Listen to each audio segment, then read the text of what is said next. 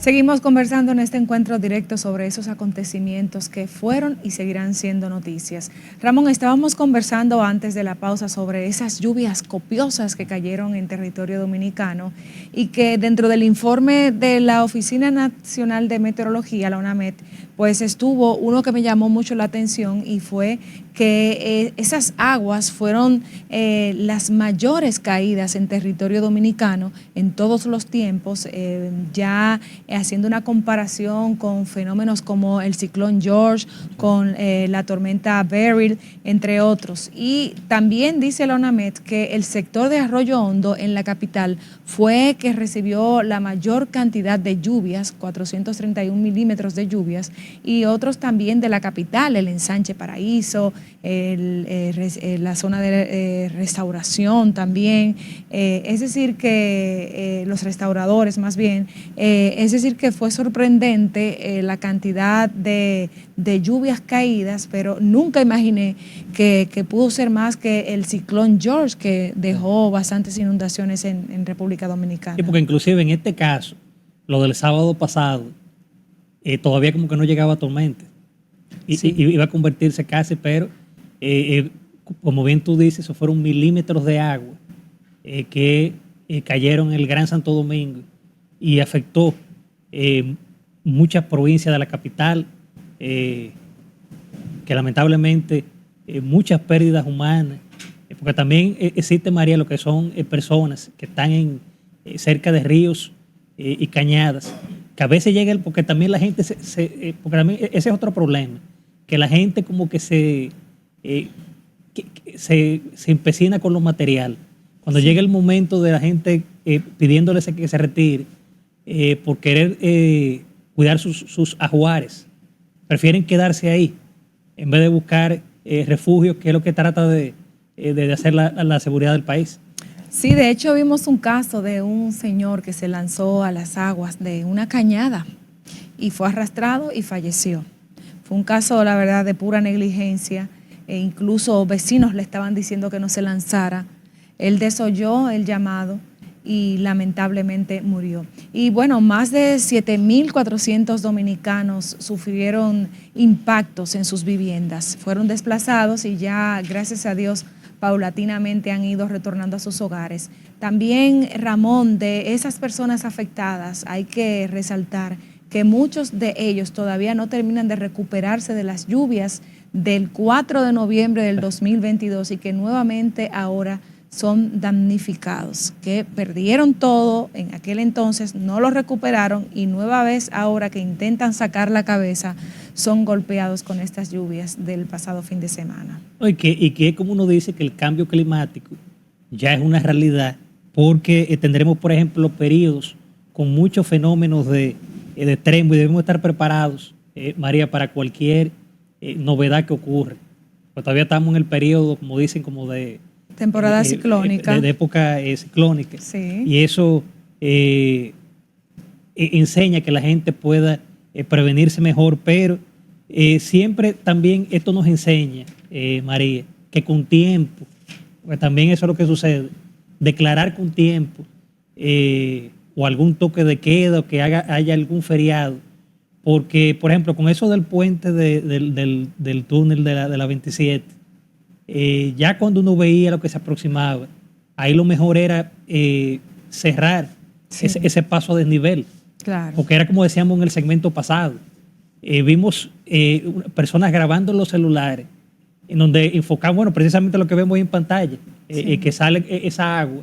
Pero esa era un agua que se estaba disparando por debajo desde minutos antes.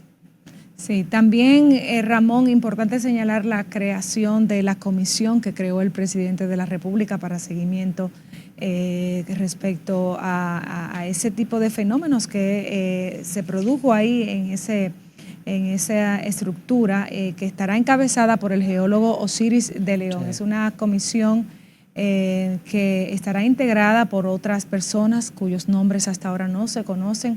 Algunos dicen que pueden ser extranjeros. El CODIA, por ejemplo, dice que aquí en el país hay capacidades de sobra con mucha experiencia que pueden verdaderamente... Y que tienen como tarea pronto dar como un resumen de lo sucedido. Sí, exactamente.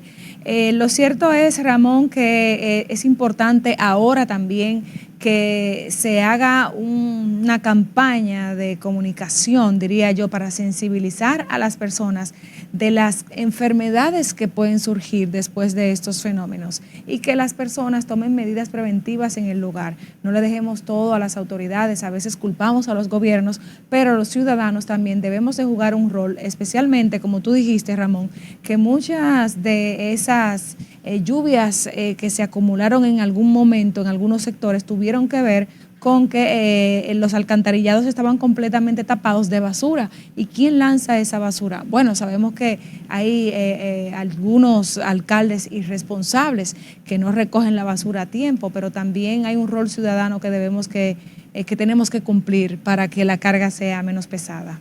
Exacto. Mira, María, viajando al mundo, esta semana fue un tema protagónico y fueron las elecciones en Argentina.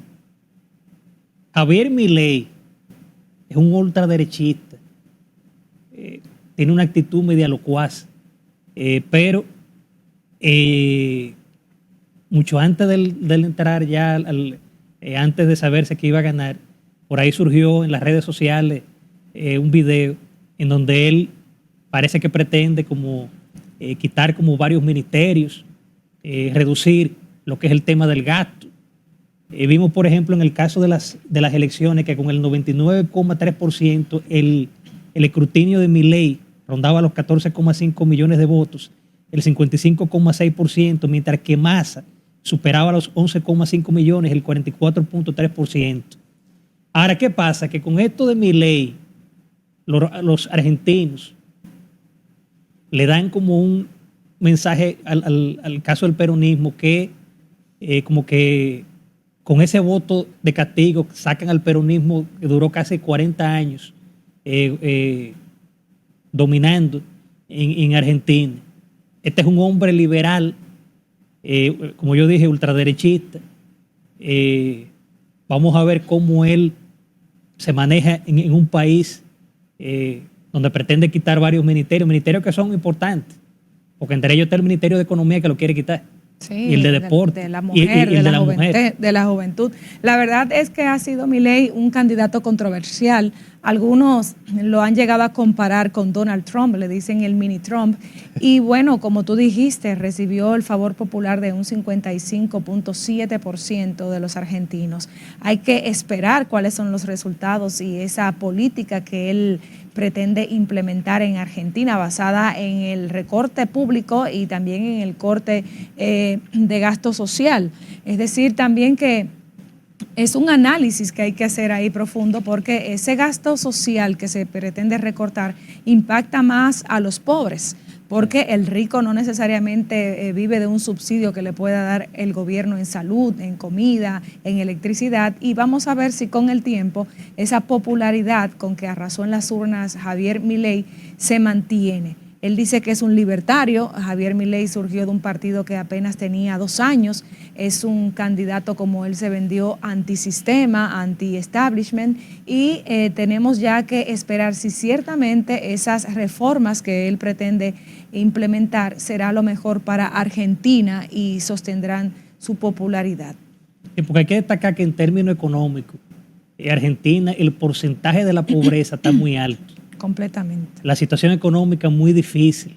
Es un país que está sumido en una crisis económica muy difícil. 40% de pobreza ahora mismo. Exacto. En Argentina. Entonces, aparte la de que inflación. hay un dato, exacto, entonces, pero también hay otro dato también preocupante, que él tiene un Congreso en contra, porque es un Congreso que hay peronistas. Sí, tiene Entonces, minoría. Esto es algo que habría que ver cómo él va a manejar esta situación. Y bueno, ya él ha pensado en conformar un gobierno con diversas corrientes, incluyendo también peronistas, es lo que tengo entendido. Vamos a ver en qué resulta todo este arroz con mango. Bueno, María, nos vamos a una pausa comercial y en breve, tal como habíamos anunciado, nos acompañará en la entrevista estelar el licenciado Cándido Mercedes, sociólogo, académico y escritor.